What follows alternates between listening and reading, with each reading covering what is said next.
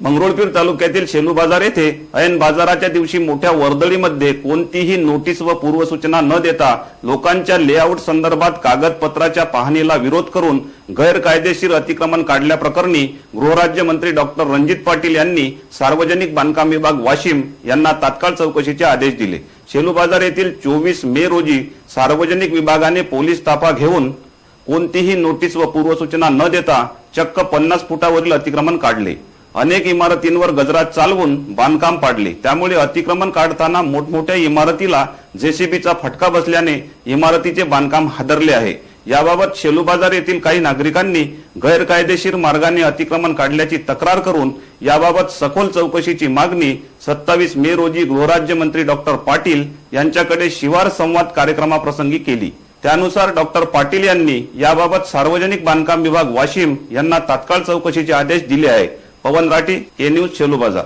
मी कृष्णप्रसाद गंगाप्रसाद गुप्ता, शेलू बाजार आणि माझी मिसेस सुमन गुप्ता ते प्रॉपर इथं शेलू बाजारची रहिवासी असून इथं माझा कपड्याचा व्यावसायिक आहे, कपड्याची दुकान आहे आणि जवळपास 35 बाय 40चं माझं हे कपड्याचं शोरूम आहे।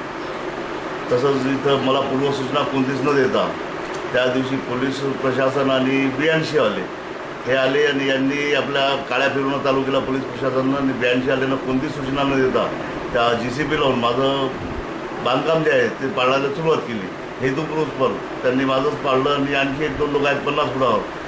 माझ्याजवळ 40 फुटाची येण्याची कॉपी आहे, 40 फुटाचं त्याचं लेआउटची कॉपी आहे, ते मी त्यांना दाखवली, त्यांना ते फेकून दिली। आम्हाला चालत नाही म्हणून आम्हाला 50 फुटाचं JR आहे, पण त्यांच्याकडे कोणत्याच प्रकारचं लेखी नसताना मला बी कोणत्याच प्रकारची नोटीस नसताना त्यांनी मला हेतुपुरस्पर माझं बांधकाम 50 फुटावरचं पाडलं। माझी पूर्ण 35 बाय 40ची बिल्डिंग हादरली, बऱ्याचशा जागेवर ते क्रॅक झाली। याची भरपाई पुन्हा मला बिल्डिंगची करून देण्यात यावी, अन्यथा मी आणि माझी मिसेस सुमन गुप्ता हे आत्मदान करण्याचा इशारा त्यांना लेखी बी दिलेला आहे।